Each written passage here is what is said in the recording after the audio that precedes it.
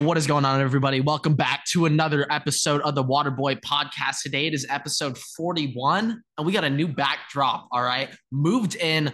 I'm out in downtown LA right now, repping South Central like a mofo right now. Everett's got the same location per usual. But I'll be moving around a little bit. Right now, we got the plain backdrop. It'll be changing. Things will be changing. Things will be moving. I'm not that plain. Do not come at me. All right. That's what he wants you to I say. will up the variety. All right, in the backdrops of my Are room. you gonna get a colored light bulb for that lamp? Yeah, I was thinking of getting like one of those multicolored like lights in the room where I can, set the vibe.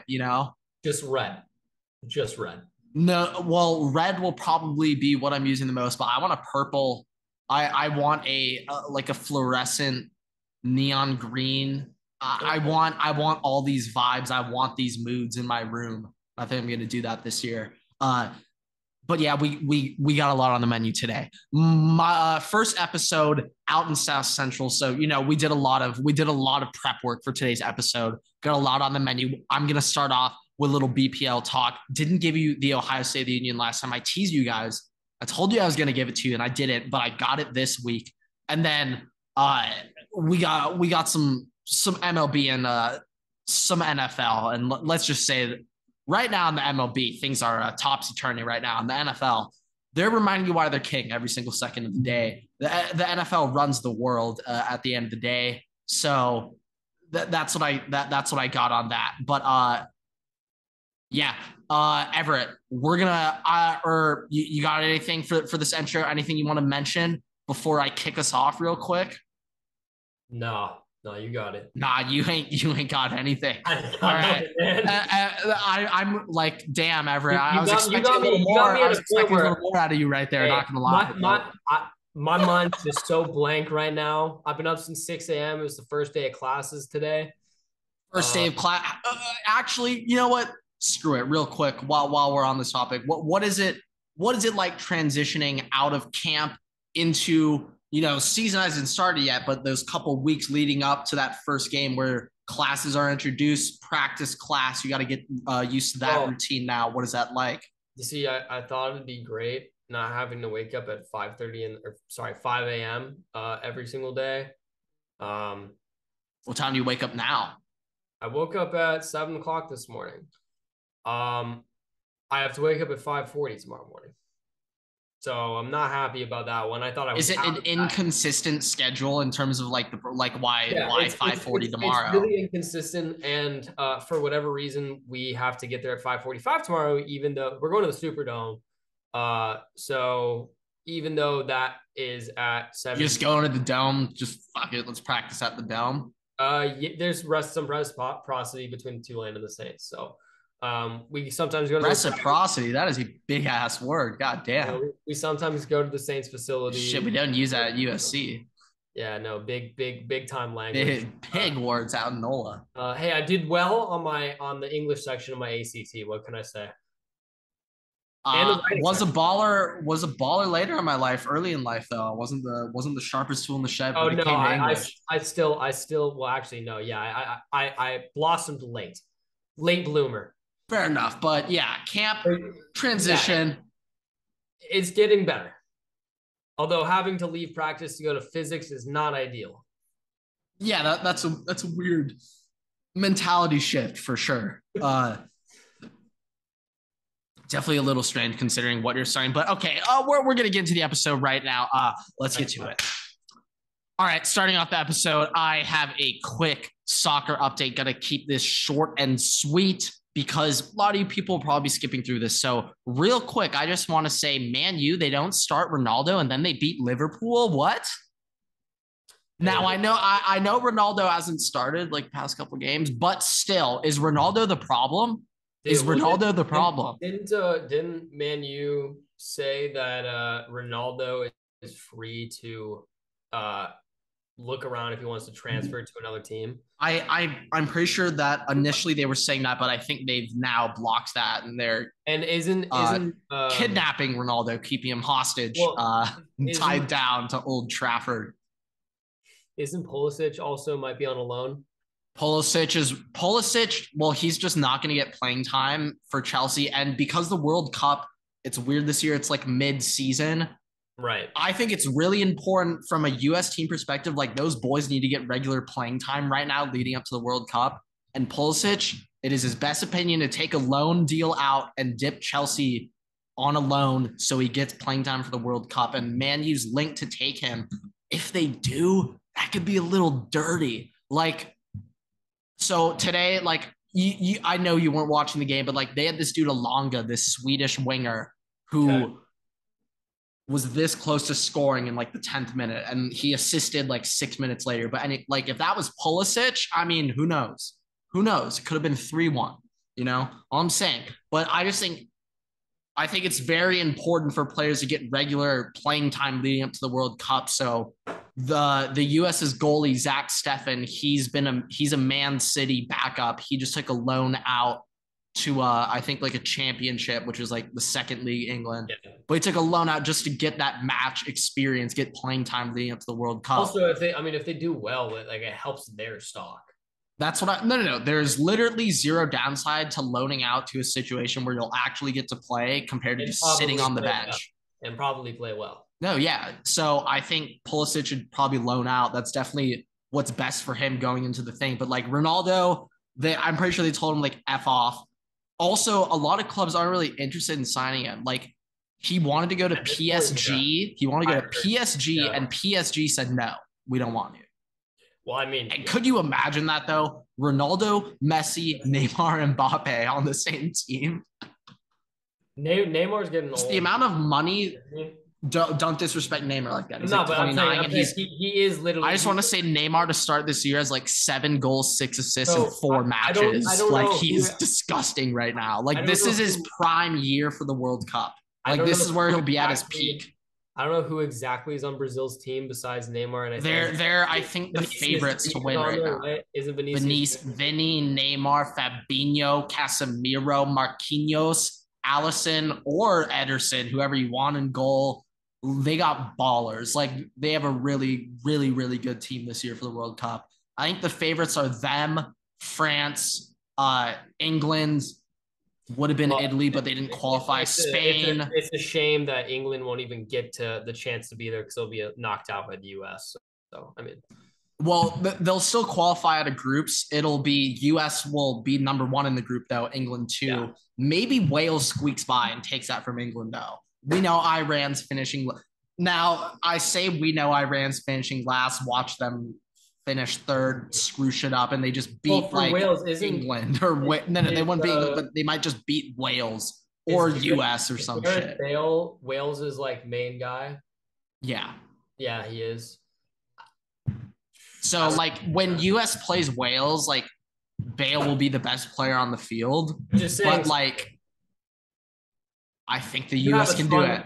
The US has a good ass. They have a good little core. Like they got a lot of positions filled out right now. Aren't they very young?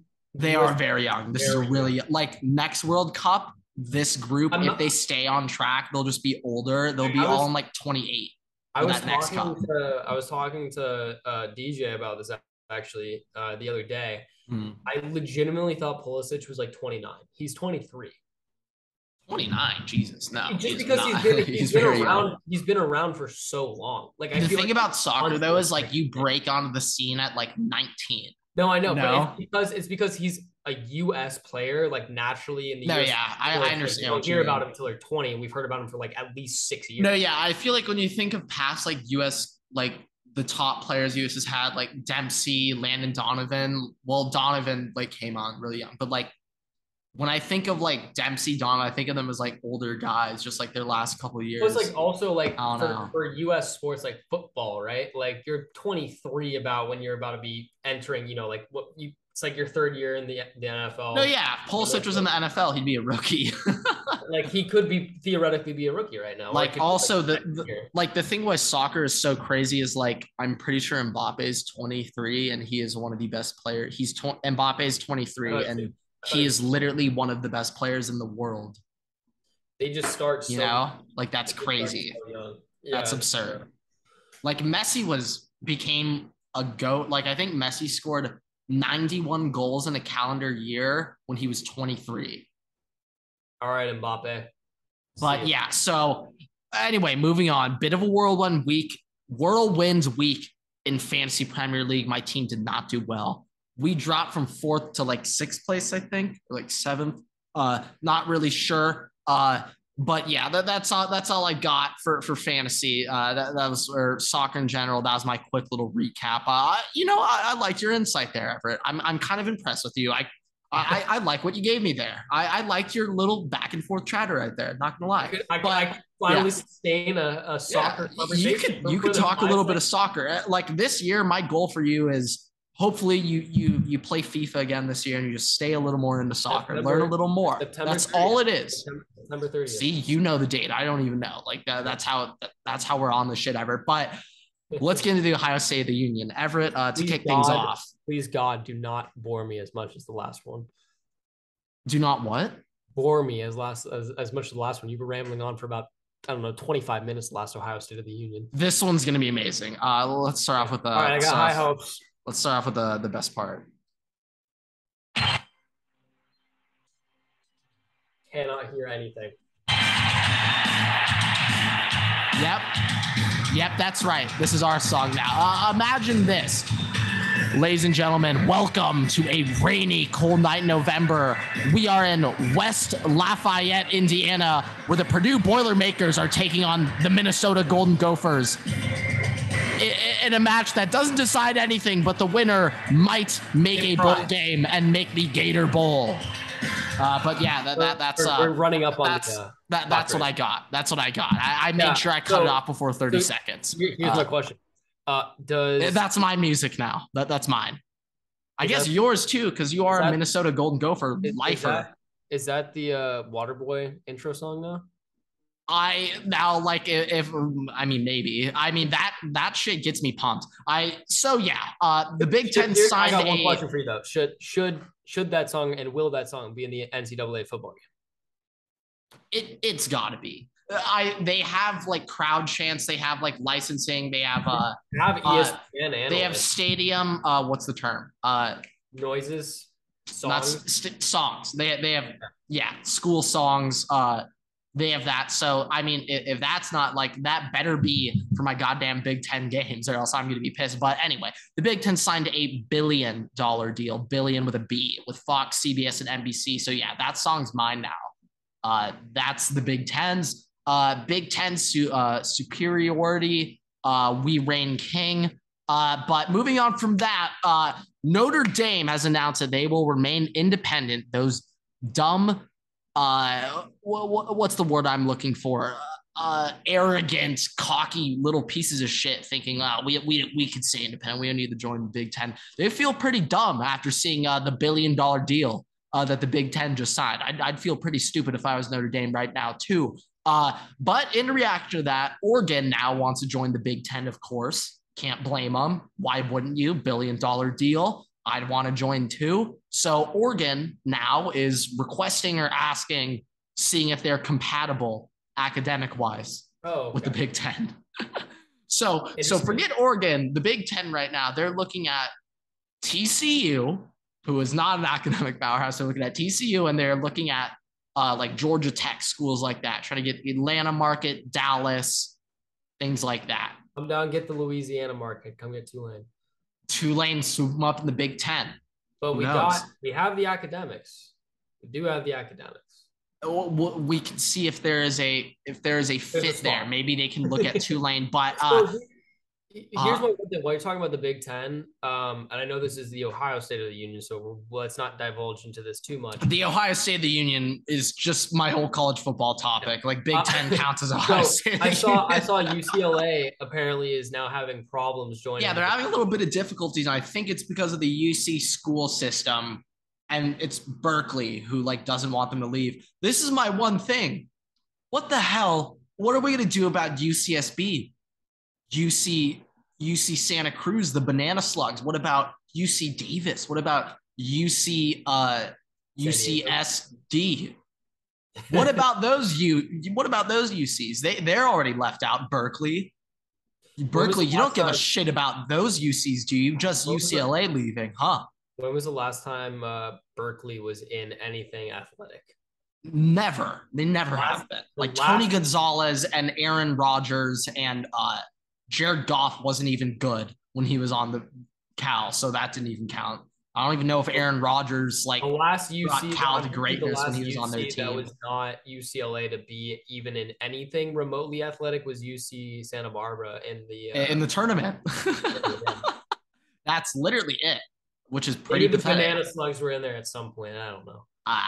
Maybe not, but yeah, that's my take on Berkeley. Like, what the hell? Like, you didn't care about them.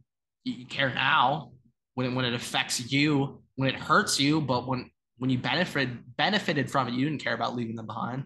But whatever. But I just want to say next thing about the Ohio State of the Union, Urban Meyer is back on Fox Big Noon Kickoff, where he killed it and murdered it. Thank God he's back. I'm so happy to see Coach back in his rightful place. He wasn't ready to go back to coaching yet. You could see he personally wasn't ready to go back. He still needs a little time off. He is still recovering from his heart problems, all of those issues that are going on. He needs time to heal. Family turmoil. What family turmoil? What do you mean? Shelly Meyer is a queen. We stand Shelly Meyer, his wife. One of the greatest women on all of the internet. What? Does she stand Urban Meyer? That's the question. Yeah, she stands by him every day of the week. Urban is her king, you could say. But yeah, now let's get into the more actual Ohio State of the Union. We are officially Cardell Jones days away from Notre Dame. We are 12 days away from Notre Dame. So yeah. Fun fact. Yeah, I'm pumped. I'm ready. You know my housemate who consistently opens the door right while we're recording. He just looks in through the crack. Is he about to pop in? No, he's not. Why are you introducing? Oh, okay. But just contextualizing in case you're a longtime listener or I guess watcher because you couldn't really tell if you were listening. But nonetheless, he's a big Notre Dame fan.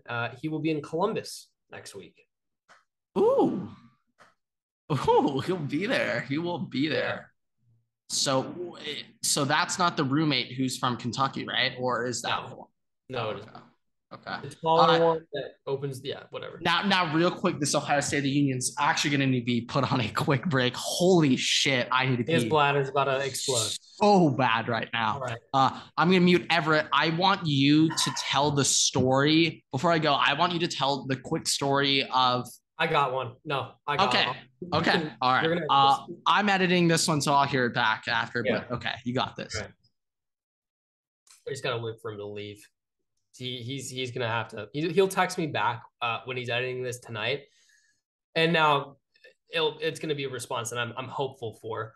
But anyways, so Grant and I moved away when we were in about third grade. But we went to the same elementary school in California. It was a small class. There's like 26 of us. So we always had we had the main classroom and then we'd all go to the PE class or the yoga class or some random stretch class that we had to go up on the hill to go and do. I don't really know why we did that. It makes no sense. We played around as bees for 50 minutes. I don't really know what the point of that was, but regardless of that. So, yeah. We had this thing called the middle line. You're gonna have to go. Just let me finish the story. We had this thing called the middle line, and you got to go in the middle line if you did something bad. So just have that all for this contextualization. We're going to PE class, and we get there, and we're playing this game called Dog Pound, and you're supposed to tag other people and they go into it's like a 4-team way tag elimination game. And halfway through, we take a break. We're all lined up on the side. And Grant really had to use the bathroom. We're all sitting there on the ground, the teacher's telling us about everything. Grant pissed his pants all over the gym floor. And the teacher, this, 350-pound man, long, greasy dreads, just goes, "What the fuck, man?" Pulls out, starts fucking, yelling at all of us, being like, "Who the fuck pisses on the ground in the middle of PE class? Like, what the fuck is wrong with you kids? Brings out the mop, starts mopping it up. Long story short, figure it out that it was Grant. Grant was in the middle line for the next 5 days for repentance for pissing on the ground in the middle of PE class. So, little Grant story, but yeah, just little tidbit of history going back. Sorry, just got back. Did you finish the story? Yeah. Oh, perfect. Good timing. Good timing. Okay, Yeah, back to the Ohio State of the Union. The recruits. Some boys in the class 2023 have been making splashes in their first high school games. Brandon Ennis, top wide receiver prospect for Ohio State next year, had 4 catches, 162 yards, and 2 touchdowns. Everett. Sorry, what? 4 catches, 162 yards, and 2 touchdowns in his opening game. Four catches, 2 tubbies. Yeah, he averages a touchdown every 2 catches. And then Carnell Tate, the other receiver, who has the weirdest ranking among databases. Rivals has him as like the 12th best player in the country. On3 has him as like the 180th best player in the country. 24/7 has him at like the 40th best player in the country. There's zero consistency. But he housed the opening kick for IMG to start their game. So he housed the opening kick. That's my boy, Carnell Tate. That's my receiver. He'll be wearing this jersey next year. But yeah, other than that, some news that I didn't talk about the other week. Ohio State lands 4-star safety Jaden. Oh my God! Speaking of safeties, Malik Hartford actually killed a man. A 4-star Ohio State safety prospect got a man running over the middle. He lowers the shoulder, gets good shoulder into chest, and our safety, his helmet came off. The other player, his helmet stayed on, but the defender's helmet came off on the hit. That's my guy, Malik. But yeah, Ohio State lands another 4-star safety, Jaden Bonsu, out of New Jersey. Solid pickup for Ohio State after they missed out on Caleb Downs. They kind of needed a safety to replace Caleb Downs. Ohio State, their new defensive system with new defense coordinator Jim Knowles, they now have a kind of a different type of offense where there's 4 down linemen, 2 linebackers, and 5 DBs, 2 corners, and 3 safeties on the field all the time. So interesting. They're recruiting linebacker safety hybrid kids. Like Jabril Peppers at Michigan kind of deal. Like a Jabril, like an Isaiah Simmons, like they're looking for that mold of player, and they found one last year in Sonny Styles, a 6'4", 215-pound safety who will 100% not be 250 pounds when he's playing for Ohio State. He will probably get up to 235 because a 6'4", 215 safety, that doesn't make sense. He's obviously going to grow. He's going to put on weight. So they have him. But yeah, that safety was a big get. Bonsu, good guy to get. They need to get that depth at safety. But other than that, bad news out of Ohio State. Evan Pryor is out for the year with a knee injury. He was supposed to be the 3rd running back in a 3 running back trio tandem approach that Ohio State wanted to do this year. They wanted to alleviate some pressure off Trevion Henderson. They have one of the best running back rooms in the country right now with Meatball Mayan Williams, who's like the tough power back. Evan Pryor, he's more of an all-purpose do-it-all back who could have helped out Trevion and filled his role a little bit, but he's out for the season now. So first things first, get healthy, brother. We hate to see injuries, and especially when he was supposed to have a breakout season this year, having a role in the offense. It's a damn shame seeing him go out with an injury, but get healthy, brother, because when you come back, Trevion will be gone next year. It's your offense. Looking at how Ohio State's recruiting running backs right now, he will probably be the starter, not next season, but the season after in 2 years. So get healthy, brother. We want you back on the field. But anyway, his new quote-unquote replacement, the new RB3, true freshman running back, Dallin Hayden, he's now thrust into that RB3 role. He conveniently lost his black stripe over the week after that injury occurred. And so for Ohio State, when you join the team, transfer, freshman, whatever, you have a black stripe and you're not officially part of the team until that gets removed. So he got his black stripe removed. He's officially on the Ohio State team. So good to see that. That's my Ohio State of the Union. We're done, Everett. You're welcome. It's over. That was a little bit better than the last one, I will say. It's over. It's over. We're rambling for literally 40 minutes on the last Ohio State of the Union. I kept this one. I had specific things I wanted to go over and I hit them. Now, this is the thing. Do you want to get into the MLB or the NFL right now? I have one more thing for college football. Oh. Okay. Yeah, right. And it's non-Tulane related. All right. That's right. Yeah, so in case I screw this up for the clip, you might have to reiterate it, but the 2008 Florida team was just absolutely wild. Cam Newton, Aaron Hernandez, Tim Tebow, some dude apparently twins, Riley Cooper, Percy Harvin. Good little ball club. Pretty sure like Carlos Dunlap or something was in there. Urban Not Meyer sure if he went to Florida. Apparently, some Urban at the helm literally killed someone. Yeah. A lot of things happen, but it doesn't just stop with the Florida football team throughout that stretch of like 05 to 2008. Not only was that going on, but also keep in mind Florida two-peated in basketball at the time with Joakim Noah. My college basketball history lore is not that deep. I couldn't tell you who else was on that team, but Joakim Noah was on the team. But other than that, there were some other characters at the University of Florida when that was going on.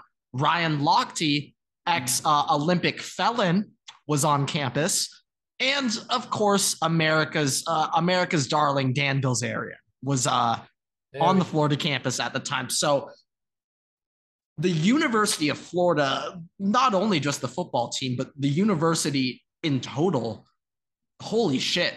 Someone's got to make, you know how they make that Manti Te'o doc? They got to make a Florida University Untold doc, okay? I need to know the shit that was going on, all right? Because the list of characters. It's the last day. The list of characters at that facility, university at the time, it's unreal.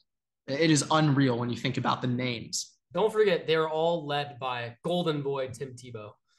Yeah, they were literally led by Altar Boy, Priest Boy, Tim Tebow, and leading them. Behind the scenes, you have Altar Boy Tim Tebow, and then behind the scenes, you have somebody murdering someone else, Cam Newton getting into fights and stealing laptops. People forget about those laptops. You have mass amounts of players going to clubs getting caught and doing Dan Mullen was the offensive coordinator, Charlie Strong D coordinator, Greg Madison. You have Urban Meyer. Michigan, Ohio State was there. You have Urban Meyer most likely still touching up on young women. Okay, I don't know why you had to take a shot like that right there, but all right. I just had to. Whatever makes you happy. Yeah, no. No, yeah, but Percy Harvin was on that team. Just stupid. I don't know if Percy did anything, to be fair. What? Did Percy do Maybe anything? not off the field, but on the field, Percy Harvin was the most exciting. On the field, man. Percy Harvin murdered. Well, Percy Harvin also had a tendency to be like the biggest piece of shit of all time. So ex-Ohio State wide receiver coach Zack Smith, he was at Florida when they were on their run with Urban. He's like one of Urban's guys. And the reason he's one of Urban's guys is because his grandfather, Earl Bruce, hired Urban and got him his first coaching job. It was a little IOU kind of situation. But anyway, Zack Smith, he was there at the time, and he said, quote unquote, from the Florida track coach who was also the Olympic track coach, he said Percy Harvin is the fastest human being he's ever seen in his life. Damn. The thing, though, he said, Percy just wasn't really good at track because he didn't know how to fucking like get out of the brakes or whatever. He never like practiced that. But like just pure speed, just running, the fucking Olympic track coach was like, Percy Harvin is the fastest man I've ever seen in my life. So like that man was, it's a shame he gets like injured or has some off the field shit like every other year. He had off the field stuff. I swear he did. Definitely. I 100%. don't remember. 100%.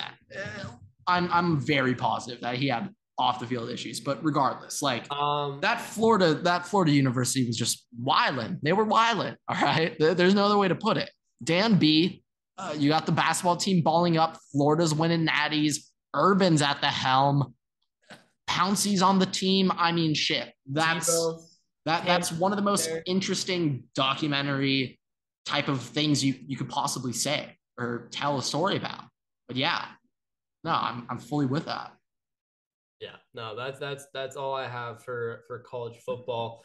I say we I was thinking wrap up with NFL, but we could do NFL. We could do NFL now. I like going that way because I know MLB. I don't think that's going to be super long. Okay, NFL. I want to start off with a quick shout out for my football guy of the week, Zach Ertz, football guy of the week. He named his newborn son Madden. So Madden Ertz was welcomed into the world. Zach Ertz, you are a football guy for life. That's a football guy move. I have no other way to say it. That's just a football guy thing. I would make some joke about how Madden the game just sucks every year and make the context connection to the kid's name, but I really can't think of anything on the spot. So are you saying the kid sucks? I would, but well, we'll find out if that kid's a baller or not. Maybe we'll come back to if he got Madden cursed by being named Madden or not. We'll have to revisit this one. Not gonna lie, but yeah, let me get through my Skol session real quick. Yeah, let's get through your Skol session, and then I got a Chargers charge. Chargers Chargers. We'll figure that name out. But yeah, you got a Skol session right now. Let's break it down with the Vikings. A bolt breakdown. That's way better. Bolt breakdown. There you go. That'll be the rough name for now. But yeah, let's start off with the Skol session. Yeah. So literally today, the Vikings traded a 7th round pick for Nick Mullins, who was the 3rd stringer on. Oh, I know Mullins. Niners. Yeah, he was on the Niners. He started for the Niners. Set like records, by the way, like for like yardage or something by a quarterback in his like first 3 starts or something like that. I don't know. Oh yeah, anyways, no, I remember. He was on the Raiders. He was buried on the depth chart. Is this a long-term plan at quarterback for the Vikes? No. Let me answer that one quick. No. But anyways, why'd they make this move? Break this down for me. Well, one. Sean Mannion, like I said, literally is like worse than watching paint dry at quarterback. Like I could have a peewee football toddler go into the NFL. He probably could complete a pass sooner than Sean Mannion can. So not looking great in preseason. That's what you're telling me? No, he sailed the ball 15 yards to the right and above a receiver in the end zone. We'll get into it. My Chargers have been looking great in the preseason. I went to SoFi the other week. But hey, Vikings might be having those problems too. Yeah. So Kellen Mond also just sucks. I mean, he just sucks. So they traded for this for Nick Mullins. Is that a 3rd round pick for Kellen too? 2nd. I think that's what I read. I thought I remember him being a 3rd, but I guess he was a 2nd. Okay, go on. I'll figure it out. Anyways, go on. 2 things about the Vikings' new quarterback. I'll start with this. In 2018, George Kittle had a press conference in Round 3. Okay. George Kittle had a press conference talking about like this is when Nick Mullins first started out. He's like, this is what I like about the kid Nick Mullins, right? He goes, my favorite story that I've heard so far is when they have away games, Nick Mullins pumps crowd noise into headphones and tries to read out the plays and do the plays while like so he can prepare for having crowd noise. I like that. When Nick Mullins heard that George Kittle had said this, he was taken aback and very surprised. His comment to this statement by George Kittle was, quote, I don't know how he found that out because I only do that at my house. It's a good way to prepare. Nick Mullins never invited George Kittle over to his house when he was doing that.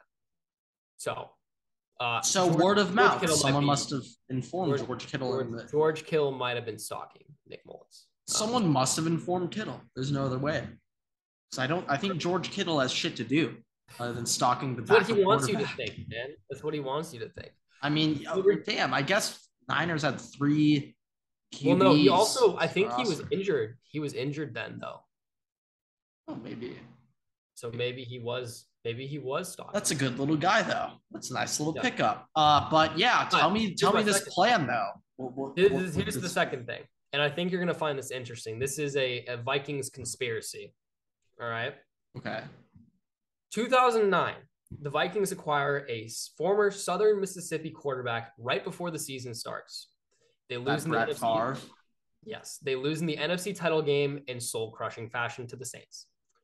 2017, the Vikings acquire a former Southern Miss quarterback right before the season starts. Which was? Kyle Sloter. They lose in the NFC title game in soul-crushing fashion to the Eagles. Shouldn't have even been in the NFC title game in the first place, but they made it there. 2022. Well, they should have been. The Saints just they shouldn't have. Marcus Williams just sucks. No, 2022. Stefan Diggs is his father. 2022. Vikings acquire a former Southern Miss quarterback right before the season starts in Nick Mullins. So we'll see how this season goes. But if it ends in heartbreaking fashion in the NFC title game, don't be surprised. Just a little interesting tidbit. So I also think it's kind of interesting the way this lines up this year. A lot of people are thinking the Vikings could. I'm one of those people think that the Vikings could win the NFC North this year. And if the Vikings could end up getting like a 3 seed, because let's say they finish ahead of the Beast team, they get like a 3 seed, maybe not a 2 seed, but if they get like the 3 seed, that could be pretty good. That could be pretty good for a playoff run. I mean, and also keep in mind, Kirk Cousins swears now. So yeah, he's not saying like dad gummit like my guy Phillip Rivers. He's cussing. He's getting the dirty he's got that Michigan State grit out of him right now. Yeah, the earmuffs are going on the children on the sidelines. Yeah, Kirk does not give a shit right now. He's all for it. He's locked in, ready to Vike up. I don't really know what's Skol down. Okay. No, it's literally just Skol. Like, I mean, that's it. But yeah, Skol. Oh, like the Icelandic. Yeah, like this. All right. Yeah, I get that now. But okay. All right. Fair enough. I have a Vikings question for you now that I think about it. Justin Jefferson, Dalvin Cook, this offense, where do you really think this offense can rank at the end of the year? I'm not sure what their ranking was last year, but do you think they could have like a top 10 finish, a top 5 finish in mind in terms of offense? Weapons wise, like they have the pieces around them to do, in my opinion. So what do you think? I think the offense will definitely be the strength of the Vikings this year. Maybe you want to debate me on that, but like their offense definitely seems better than their defense.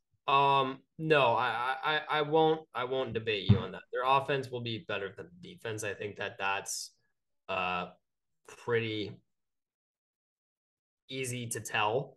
That was a deep dive analytic take out of me right there. I'm just trying to figure out where the Vikings stood last year before I make my assumption. All right, so they were like I think they were they were like 10 through 12. Like that was their range. I can't, it's hard for me to do this math. But 10 through 12, I would say, yeah, calculations aren't my strong suit. What's that?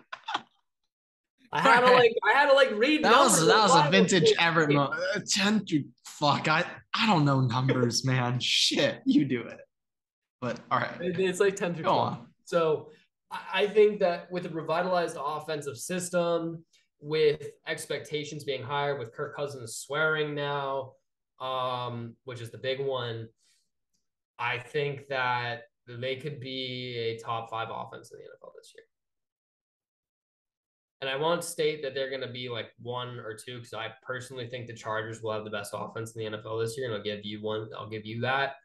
And the Cowboys always seem to have. So based off touchdowns, keep going. Cowboys always seem to have a very good, like, prolific offense every year. So last year the Vikings were tied at 14th for most touchdowns in the NFL last year, but that's touchdowns, not points. Right. I'm trying to find points, but keep going. So, keep going.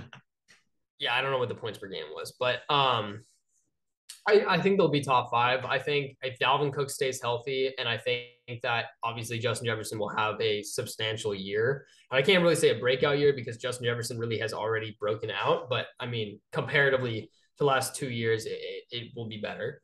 I think that they're poised to be a top 5 offense, arguably top 3 when it's said and done. And I don't think that that's a stretch. I think that that's a very fair assessment. Based on yards, they're 12th. Let me get points. Based on points, they are.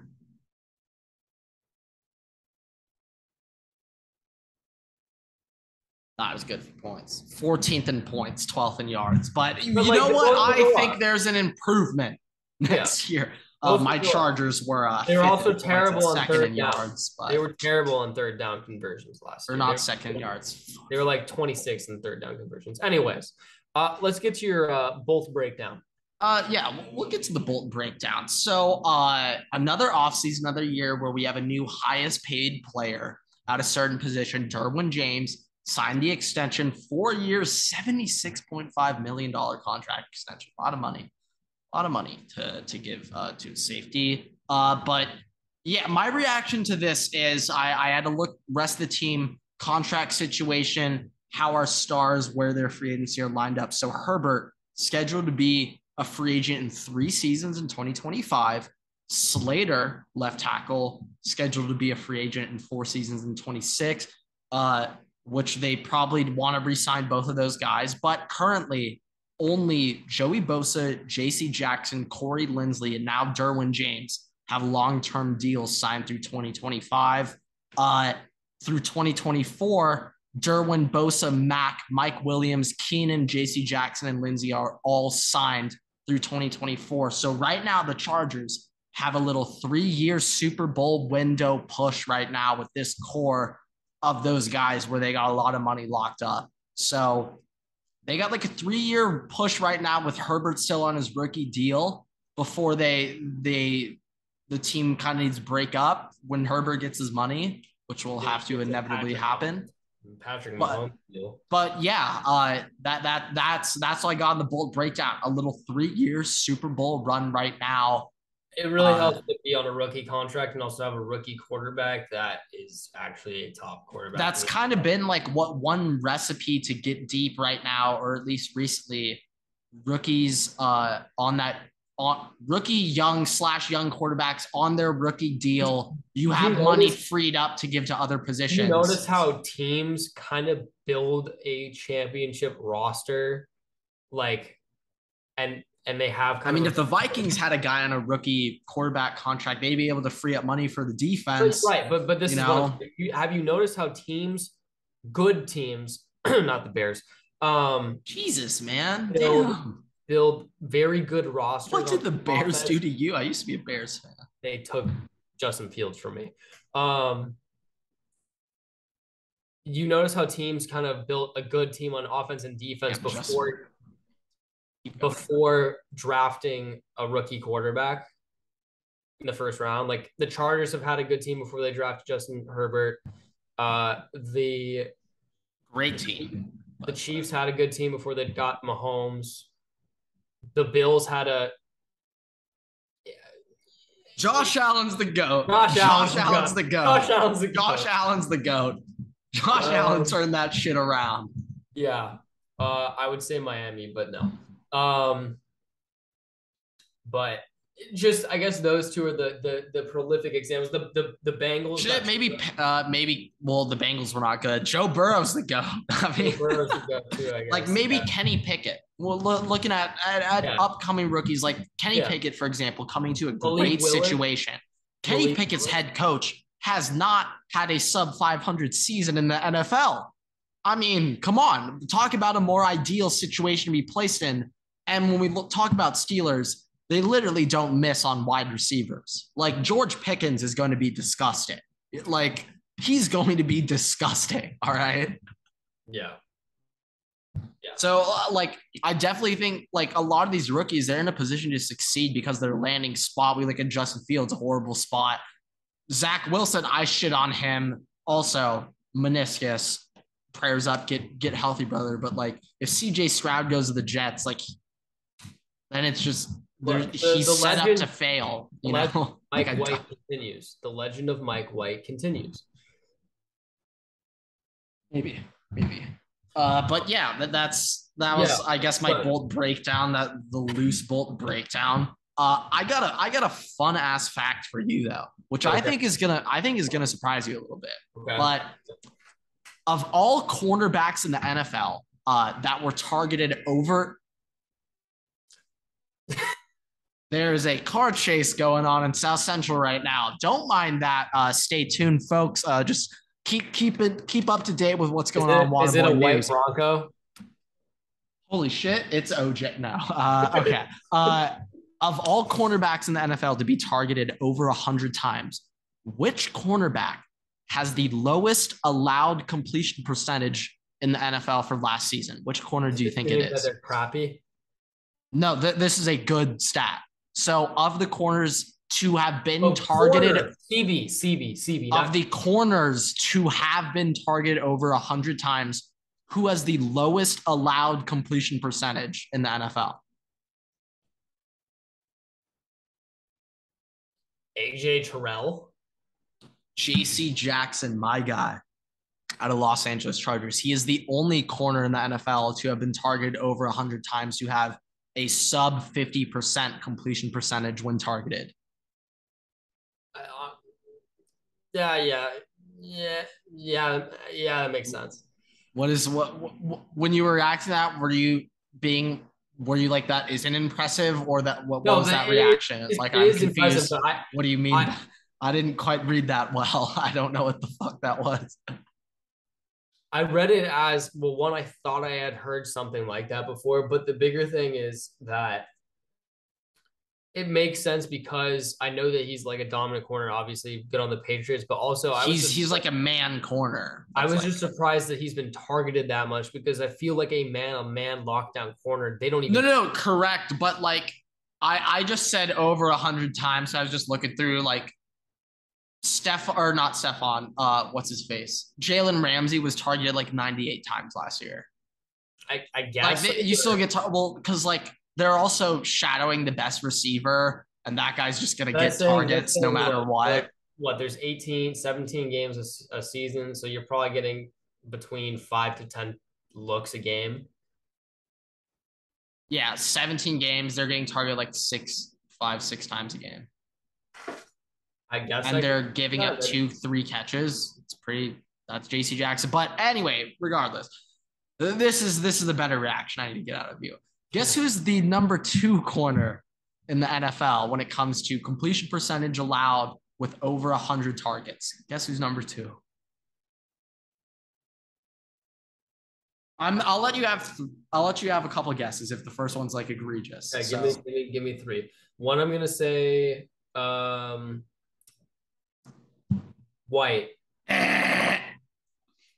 AJ Terrell. Nope. Jalen Ramsey. Trevon Diggs.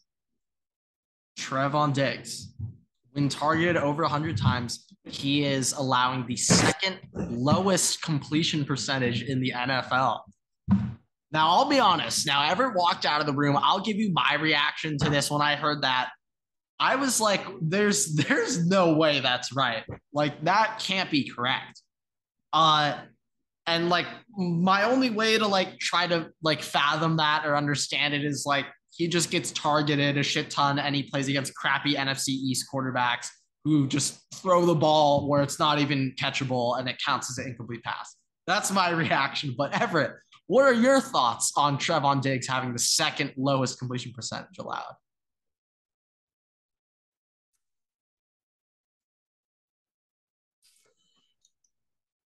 What the fuck? Right? I mean, here's the thing. I don't swear often on the podcast, if at all. So when I do, that means it's something that very much does not make sense or elicits that response. It's got your blood boiling. Like, Trevon Diggs sucks. He's a terrible corner. Like, I understand. I've just seen so many videos of him literally being a piece of toast. would I rather have Trayvon Diggs or Eli Apple? And the fact that that argument can be made and not elicit an immediate you shit on Eli Apple so hard. I hate it. Go on. But I'm saying that I would say I'd rather take Eli Apple. Okay, all right. No, I wouldn't, but all right. But the fact that that argument can be made without an immediate response, being like, obviously it's Trayvon Diggs, like that says something for the fact he's a first round pick and for the fact that that's the stat. True. Fair enough. But yeah, that was my fun fact of the day. Don't think any Vikings receiver corners were up on that list, but yeah, that's all I got on the NFL. That's all I got on the NFL. I have technically 3 more things, and I'll just run through them real quick. 1, Baker Mayfield's now the starter for the Panthers. He'll be opening the season against the Browns revenge game. 2, with Deshaun Watson's now extended suspension that really should have been extended even longer, he'll be coming back against the Texans the first week, week 11. It almost makes you think that Roger Goodell purposely set up the suspension to be the week when he comes back against the Texans for ratings, of course. But here's the thing: is he going to Texas? Are they playing at Texas? I'm not sure. Didn't look into it that hard. I would assume probably. If the Browns are going to Texas, though, they are. That means Deshaun Watson is returning to. Maybe he'll have to hit up some places. He might be going back to hit the. It won't be a might be. He is going back. Oh God. Deshaun Watson might have worked something out in his contract with Goodell. The last thing that I have to say is there's a tweet this week, quote, "The devil works hard, but AB's translator works hard." Antonio Brown tweeted out, "Tom Brady manipulate the game, gets 14 days, go home, get his mind right. Lol. Now you see the difference. Put that shit on." AB's translator. Shit on. Because, that makes sense to a normal person, that whole tweet, right? I don't know if you've ever seen the Key and Peele skits. Anger translator. The anger, or like Barack Obama's translator. That's the way that I'm reading this. Yeah. Translation. It's funny how Tom Brady controls the entire NFL and gets off till August 20th due to personal reasons. I hope you see the difference with how the Buccaneers treat him compared to how they treated me. To be fair, AB, you've done some whack stuff for the last, couple of years in the NFL. So not going to say that the Buccaneers treated you properly, but you did do some whack stuff, at least on the Raiders. So he put that shit on. He really did. But yeah, AB, his translator, giving off better be getting paid. Great insight. That guy works. Get Key from Key and Peele in on there. That guy does magic. But I think it's time to wrap up the episode real quick with some MLB. God's work. All right. So real quick, I just got some quick little Dodger fun facts. Dodgers lit up the NL Cy Young favorite Sandy Alcantara yesterday. Sandy Alcantara, his career ERA against the Dodgers is now 169.69. Also in the news, Baseball America released their mid-season farm rankings, and the Dodgers are ranked second in MLB. Yeah. And then last thing following that, Max Muncy has been heating up recently. And because of that, kind of good timing, Dodgers have announced that they've signed him to a 1-year extension with a team option.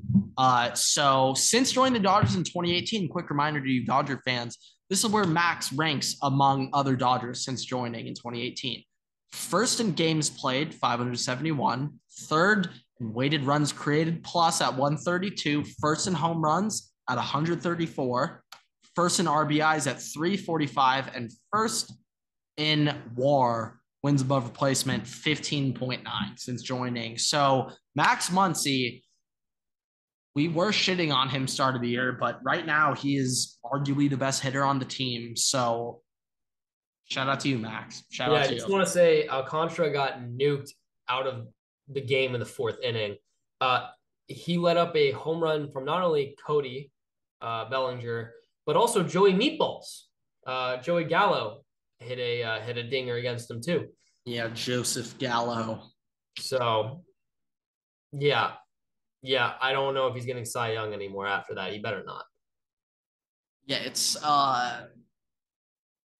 it's tightened up the race. He's still leading NL for ERA. I'm pretty sure he's still ahead of Gonsolin. Gonsolin's not going to win it, but I'm not sure who else is in the race to sneak that by. Like it's kind of like for Sandy right now. But that put a slight dent into Sandy's runaway case after that outing. I know he can't get it because it's a different award, but Craig Kimbrell. All right, but that's all I got on the Dodgers. What do you have on that? I don't remember if I said it or not last week, but a little round of applause for Craig Kimbrell for doing the most basic part of his job. Finally notched his first save when protecting a one-run lead this year. So a little round of applause. Shout out to you, Craigie. Way to get that job done. Help your boys out. Help the team out. Get a W in the win column for the boys in blue, the Dodgers. But with all that, I believe that'll wrap up the episode. Times might be changing, which by that I mean the times we upload may be changing depending on how our schedules work out. So please stay tuned for that. Assume otherwise, Tuesday and Thursday will still remain. But with that, tell the audience, Everett. You let them know. Yeah. With that, and just like Grant's bladder, I don't know where I was going to go with that. I was going to try to make some joke, but like, subscribe. Yeah. All right. What an outshot of Everett. But like and subscribe, rate us 5 stars, download the podcast, listen to it over and over and over. Listen to it while you go to sleep. Listen to my voice as you fall asleep. We could do an ASMR episode. But yeah. Thank you guys so much for watching. And I'm stealing your line. Water boys out.